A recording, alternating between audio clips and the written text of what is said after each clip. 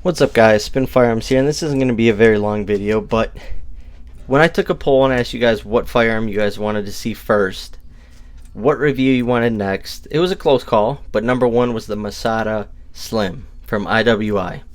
And man, am I glad you guys chose that. Check this out. So just nothing special. It's a cool looking box and everything. I like it. But it's nothing special. It doesn't add to the price. It doesn't, make it more expensive, which is nice because you can keep it below $500. Open it up. Once again, nothing special. I already threw the lock out. I already put the the hex key away and the extra bolts that it comes with.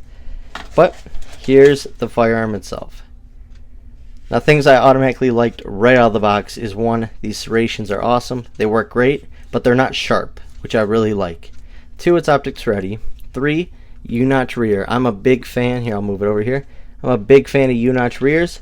White dot front sight. It's not a night sight, but it should be pretty easy to find a night sight for that. But the main thing that we need to get into right now is that trigger. Check this out. Right? That's not terrible, but watch. Like, hold on. Hold on. Watch that again. I could do this all night long. I don't think there is a better trigger on a carry firearm out there. Maybe the Shield Plus and stuff like that, but when people talk about the Canik MC9 having the best defensive trigger, best trigger on a Micro 9, they are wrong. And the best part about this thing is it's about the size of a Glock 43X, and the ergonomics are also on point. You can get full 3-finger contact, or almost all of it, but the point of aim is so natural, it is just perfect. It fits your hand like a glove. Everything functions perfectly. Oops, dropped one of the mags. It comes with 2 mags, nothing extra, so once again they can keep the price down, and right out of the box you have an awesome everyday carry option. Now, is this going to be my main carry? I don't know yet. We got to put some rounds through it and so on, but so far this is one of my favorite Micro 9s, and I haven't even shot it yet. I know that the trigger may cause some issues with a glove finger. I'm not 100% sure yet. I haven't shot it with a glove finger on or even dry fired like that, but I'm telling you guys, the second you grab this, it feels like a glove, fits like a glove. It's natural point of aim, but that trigger, we just got to go over that again. Ready? This is the smoothest reset, the cleanest reset. There's nothing false about it. It is beyond short, and I like triggers that have that long first trigger pull, but it's crisp. That is perfect for defense, right? Because you're going to have adrenaline going, everything's going to be crazy, it's going to be chaos, but you're probably going to have your finger on the trigger depending on what's going on. So having that little bit of room to for error, especially with a glove finger, now that I look at it, the glove finger you should be fine, but then at the same time, you know when it's going to go off. It's predictable. You can feel all that weight just gather right here, and then it's like a hard wall, but that thing just breaks and is crisp, and like I said, that reset is absolutely ridiculous. I love the feeling of the trigger. It looks weird. If you notice, it has that like little weird shape in between the dingus and the actual trigger itself, but that doesn't affect anything because that thing just goes flush. And this little extra curve right here gets a good grip on your finger. Like honestly, like stuff like the Smith & Wesson M&Ps back in the day when they had the hinge trigger, if you pulled from up top, it would prevent the trigger from working.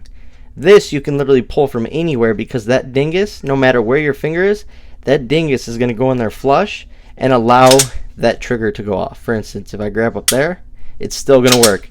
If I grab real low, it's going to work. But what I love about this is when I naturally put my finger on the trigger, it's right here.